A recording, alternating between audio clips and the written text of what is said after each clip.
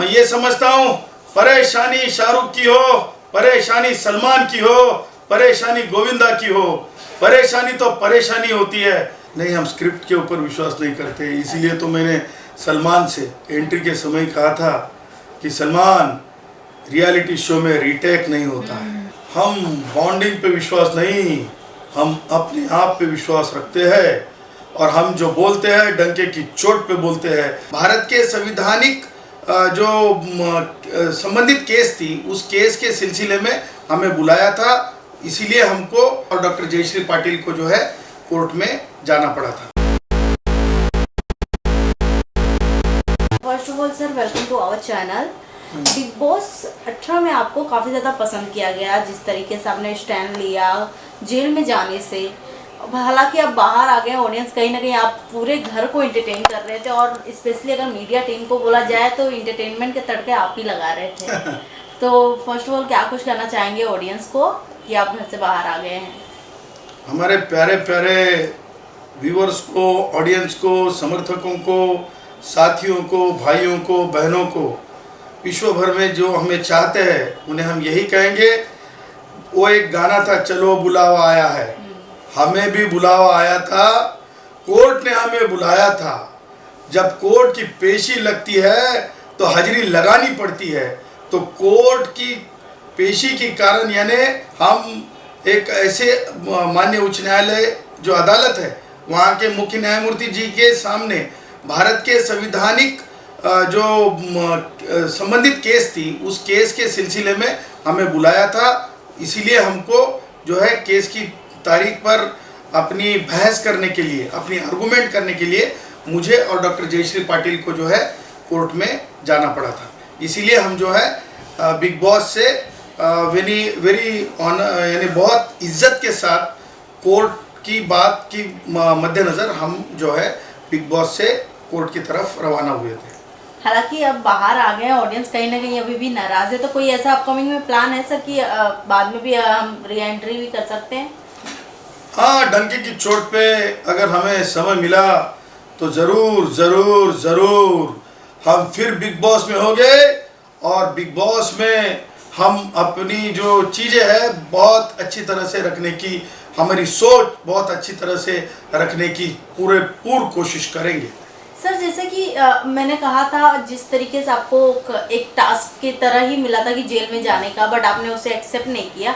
But audience अभी तक कहीं ना कहीं कंफ्यूजन में है क्या कि सर ने अगर एक्सेप्ट कर लिए होते तो एक और हमें चीज़ें देखने को मिलती है कि अगर एज अ लॉयर अगर जेल में जाते तो वहाँ पर क्या कुछ करते वो। इसके पहले तो हमने बड़ी जेल यात्रा की है, तो यात्रा तो हमारे साथियों ने, भाइयों ने, हमारे चाहने वालों ने काफ़ी लंबी हमारी जेल यात्रा देखी हुई है। तो मेरे ख्याल से झूठी मूठी जो वहाँ पे जो शो था, उससे अच्छा जो हमने जो वहाँ पर अपनी बात रखी, जिस तरह से बात रखी, मुझे लगता है वो लोगों ने ज़्यादा पसंद किया। वो कुछ ज़्यादा ही लोगों ने पसंद किया कि आपने स्टैंड लिया, आपको हर एक सिनारियो को लोगों ने टोटल 24 आवर्स देखा गया लाइव आपको। और मेरा सवाल ये है, इतने सारे कंटेस्टेंट थे बिग बॉस हाउस में, मैं जानना चाहूँगी आपके फेवरेट कौन थे उनमें से? हमारे फेवरेट? या जिनसे आपकी बॉन्डिंग बहुत ही अच्छी थी। हम बॉन्डिंग पे विश्वास नहीं, हम अपने आप पे विश्वास रखते हैं, और हम जो बोलते हैं डंके की चोट पे बोलते हैं। तो शायद 2018 सीज़न यानी बिग बॉस अभी मैच्योरिटी के एज में आए हैं, और हम मैच्योरिटी से कर रहे थे। बाकी लोग वो उबले चने फ्यूचर हीरो फिल्मी दुनिया से थे, वो कलाकार लोग सीरियल से थे, हम बड़ी इज्जत करते हैं क्योंकि वो फ्यूचर हीरो है, इसीलिए तो हम बोलते हैं उबले चने उनको। तो वो उबले चने अपनी अपनी चटपटी बातें बताने की कोशिश कर रहे थे, कोई अलग अलग क्षेत्र से भी आए थे, लेकिन ये मानते हैं कि हम घमंड से नहीं कहेंगे हमरे बराबरी में कोई नहीं, पर हम डंके की चोट पे ये कहेंगे कि लोगों ने हमें पसंद किया है। हम बाहर आने के बाद पता चला हमको कि लोगों के दिल पे हम छाए हैं। इसका मतलब हम ये समझते हैं कि जो लोग चाहते हैं, जो भाई चाहते हैं, चाहने वाले चाहते हैं, उससे बड़ा कुछ नहीं होता है। तो लोगों ने जिसे बड़ा समझा, लोगों ने जिसे एक नंबर दिया, लोगों ने कहा हम एक नंबर पे है, तो हम ये समझते हैं कि वहाँ पे हमारे साथ साथ बराबरी के साथ कोई नहीं था। क्या बात है सर। मैं जानना चाहूंगी इतने सारे कंटेस्टेंट में से आपके टॉप 5 कौन है जिसे आप देखते हैं? हालांकि आपने उनके साथ रहा है, पर्सनली आपने जाना है, आपको उनके बिहेवियर से लगता है कि कौन फ्यूचर में टॉप 5 रहेगा या फिर कौन ट्रॉफी उठा सकता है बिग बॉस 18 का? वो सारे 17 एक बराबर है और गुणरत्न सदावर्ते सबसे ऊपर है।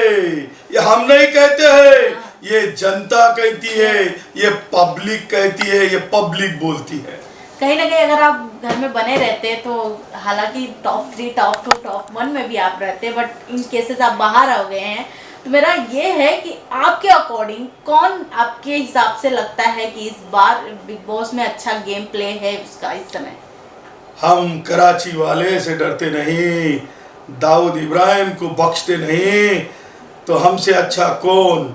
हम अगर फिर वहां होंगे तो हम बिग बॉस हमारी तरफ ही रखेंगे। क्या बात है।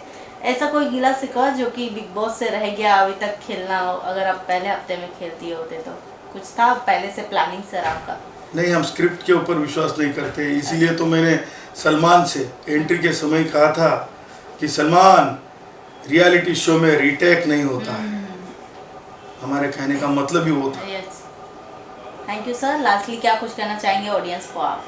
यही कहना चाहता हूँ कि फिल्मी जगत ने अंडरवर्ल्ड की दुनिया से अपना फासला रखना चाहिए।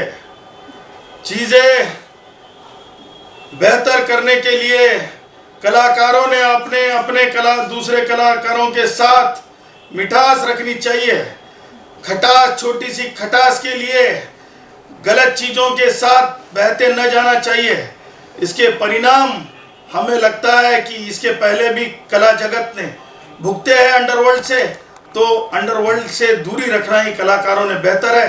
मैं ये समझता हूँ, परेशानी शाहरुख की हो, परेशानी सलमान की हो, परेशानी गोविंदा की हो, परेशानी तो परेशानी होती है, तो इस परेशानी का निपटारा गलत चीज़ों के साथ जाना नहीं, ये परेशानी का निपटारा आपस में बैर रखना नहीं है। क्या बात है। Thank you so much sir, thank you.